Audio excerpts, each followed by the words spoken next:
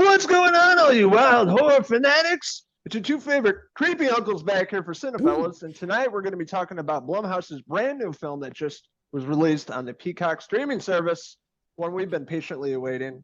They slash them. Just enjoy the sunshine and work on your tan. They slash them. One of our favorites for the past, 30 years, actors is back. Kevin Bacon returns to the campy slasher movie, as we all remember him from the original Friday the 13th returning. He actually produced this film alongside Jason Blum, and then also John Logan was making his directorial debut with this film. But it basically takes place at a camp, a conversion camp for gays. And that's when things are all set up. Yeah, that's what sold me on this film. Kevin Bacon coming back to the slasher genre, returning to the woods setting, and then being a Blumhouse film. You know, on top of that, you can watch it at home on the Peacock channel. So I was really looking forward to this movie. And my initial thoughts on the movie is it was too slow to get going. It just never hit a higher stride than in the beginning. It kind of went on for too long. And by the time it finally picked up, it wasn't until towards the end of the movie.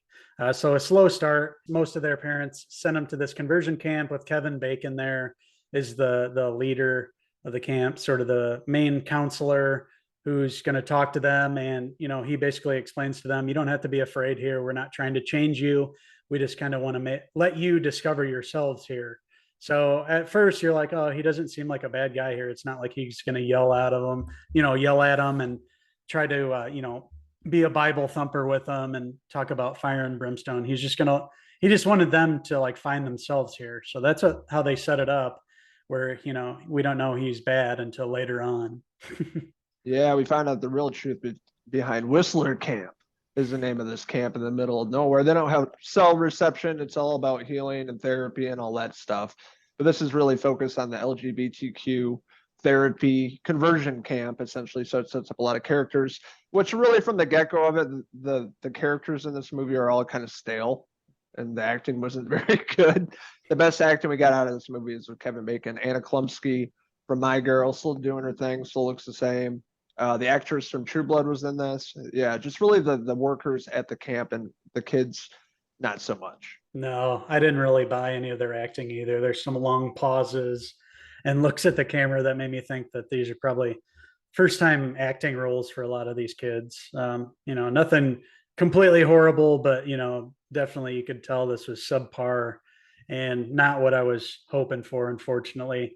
There is a slasher out there somewhere in the woods, and you kind of have to follow him throughout the film, put the pieces together and figure out who's doing it. But it just comes too late for me. It was like 45 minutes in and I was like, is anything going to happen here? Or yeah, they took way too long trying to establish these characters, and that you really can't, that I really didn't relate to with their stories and everything and what they're trying to do in this film. It just didn't work for me. The writing wasn't that great. Yeah, the intro of the movie is actually with the slasher part of the masked assailant killing somebody, and then you forget about it because it doesn't really come back into play about 45 minutes later, and they're like, oh yeah, I forgot about that.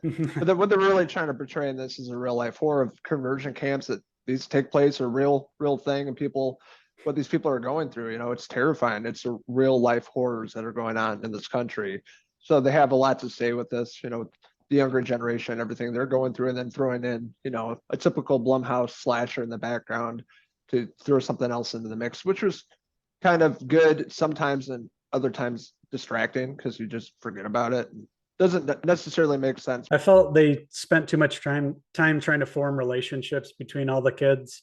They'd have like separate scenes between two at a time, and there's like 10 characters. So like you just go from like scene to scene following these characters, and you never really focused on one, set of characters where you could really, root for them to get out alive and take down the, evil that was going on at these conversion camps. It's a crazy reality that there are these, places really out there. But I felt almost the slasher aspect of this film kind of detracted from that. That they should have played on the actual horrors of those places more than, rely on some cheesy gag with somebody in a mask. that didn't really make any sense until the very end. Then you're like, oh, okay, I guess. But yeah, just not very well written and not one of the better Blumhouse films to come out within the past couple of years. Yeah, John Logan tried in this film, in this directorial debut, had some great shots and there's some good, suspense in this movie. The whole set design was cool. It felt like you're going back to Camp Crystal Lake, having some legacy characters being Kevin Bacon and all that. The whole setup was cool, but just didn't stick the landing. I thought maybe the whole slasher aspect, they should have left that out. Just kept it with the true horror of what's going on at this conversion camp in the middle of nowhere. And you can't call anybody and everything that these kids are going through. But I really thought the standout performance, I thought Jordan was decent, probably the best out of all the rest of the kids in the film. But the really, the good performances here is Kevin Bacon going to a dark place in this film. And I love to see this. He's played some villains in the past, but I like when he goes to the dark side. He had fun with this character. He's all over the marketing of this movie, produced it. So he's probably very proud of this movie. And I thought he did a hell of a job. It was cool seeing him returning to his roots, 40 years later. So I had a good time with that. But overall, kind of a dud from Blumhouse, but these days it's pretty believable. So with that being said, I'm going to give they/them a 3 out of 5 Kevin Bacon hair pieces. I'm going to go even lower score for me. Just never hit the right horror spot for me. I was expecting more from it. Kevin Bacon's awesome as always, but really he was the only thing that I really cared to watch for this film. I found myself by the end kind of wanting to fast forward through it, which is never a good sign. And a bad sign, especially during a horror movie, because usually, even if it's terrible, I'll still stay for the, the kills and the fun scenes. And this one just didn't have a lot of fun, way too serious. And, they tried to shove in a slasher story too. So just didn't work for me. And that is why I am going to give they/them a 2 out of 5 Jordan hair pieces.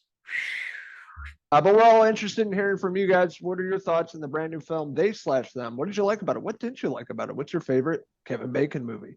Footloose. Also, check out these wild boys on Facebook, Twitter, and Instagram, and our website, cinefellas.com, for the latest, greatest TV movie news and reviews. So thank you guys for watching our review of They/them, the new Peacock original film, starring and produced by Uncle Kevin Bacon. Unfortunately, not a great Blumhouse picture. They tried. John Logan's first directorial motion picture. Let's hope he returns with something a little better. So that about wraps it up for this movie review for Cinefellas. I'm Logan Myers. It's my good mate, Henry Hill, over there, signing out until the next movie review. Cheers!